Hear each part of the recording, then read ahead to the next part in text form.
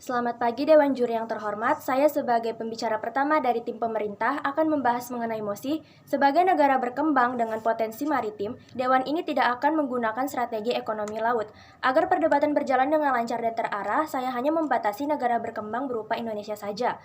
Sebelum memulai argumen dan perdebatan yang lebih jauh, izinkan saya untuk menjelaskan definisi dari negara berkembang dan juga potensi maritim. Yang pertama, negara berkembang. Negara berkembang adalah negara-negara di dunia yang kegiatan ekonomi, politik, sosial budaya, pendidikan, pertahanan, keamanan yang sudah cukup memadai. Yang kedua, potensi maritim adalah potensi yang didapat dari hasil laut di negara tersebut, seperti ikan, terumbu karang, dan lain-lain.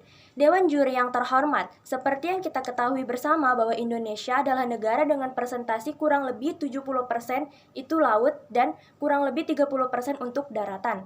Hal inilah yang menyebabkan Indonesia dijuluki sebagai negara maritim. Bahkan negara-negara di dunia, khususnya negara ASEAN, menjuluki Indonesia sebagai negara dengan tingkat hasil budidaya laut yang tinggi. Tetapi di sisi lain, kekayaan laut ini menjadi ancaman tersendiri oleh negara Indonesia. Mengapa demikian? Seperti yang terjadi dalam status quo, seringkali terjadi penangkapan ikan ilegal yang terjadi di daerah perbatasan. Hal inilah yang menjadi salah satu ancaman bagi kedaulatan negara Indonesia, bukan? Seperti yang kita ketahui bersama Dewan Juri yang terhormat, bukan hanya Indonesia yang memiliki kekayaan laut yang melimpah, tetapi sebagian besar negara-negara di dunia juga memiliki kekayaan laut yang melimpah. Hal inilah yang harusnya dapat mengubah stigma-stigma masyarakat bahwa negara-negara maju tidak hanya terfokus untuk mengolah hasil lautnya saja, bukan, tetapi fokus untuk menciptakan suatu inovasi yang berguna di masa yang akan datang. Dewan Juri yang terhormat, ingat bahwa Indonesia tidak hanya memiliki kekayaan laut yang luas, tetapi juga memiliki kekayaan alam yang melimpah seperti batu bara, minyak bumi, lahan yang subur yang bisa dijadikan sebagai pemasok utama bahan pangan. Selain itu, perindustrian di negara Indonesia sudah terbilang cukup mapan.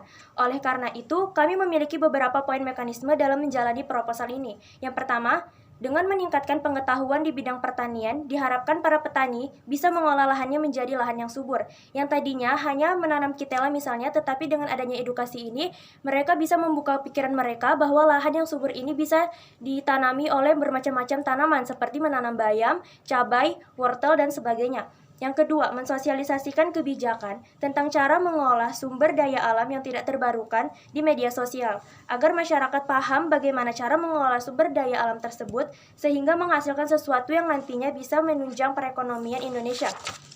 Yang ketiga, membekalkan kepada para pelajar ilmu-ilmu atau tata cara menciptakan suatu inovasi baru yang tidak berasal dari hasil laut, tetapi menciptakan suatu barang di bidang industri seperti menciptakan robot penggiling padi dan semacamnya. Sehingga kami sebagai tim pemerintah sangat setuju dan sangat mendukung MOSI kali ini karena kami percaya bahwa teknologi di dunia ini sudah sangat progresif, bukan? Sehingga para anak bangsa bisa menciptakan suatu barang dengan memanfaatkan sumber daya alam yang ada. Seperti banyak penelitian yang melakukan penelitian tentang khasiat tanaman daun kelor untuk dijadikan sebagai obat penurun kadar gula darah. Dewan Juri yang terhormat, jika kita mampu memanfaatkan sumber daya alam ini, lantas negara Indonesia ini akan berubah status yang tadinya sebagai negara berkembang bisa berubah status menjadi negara maju. Oleh karena itu, saya sangat mendukung MOSI kali ini karena beberapa alasan. Yang pertama, tidak semua orang rela untuk jauh-jauh datang ke laut hanya untuk melakukan penelitian tentang laut, tetapi mereka bisa memanfaatkan keadaan sekitar. Yang kedua, menciptakan inovasi baru di bidang pertanian yang dapat menunjang perekonomian. Yang ketiga, bisa memajukan perekonomian di Indonesia di mata dunia dan bisa membuktikan kepada negara-negara di dunia bahwa Indonesia juga mampu bersaing dengan negara-negara maju lainnya, terutama dalam bidang pendidikan, khususnya di bidang pertanian dan juga di bidang industri pada umumnya. Terima kasih.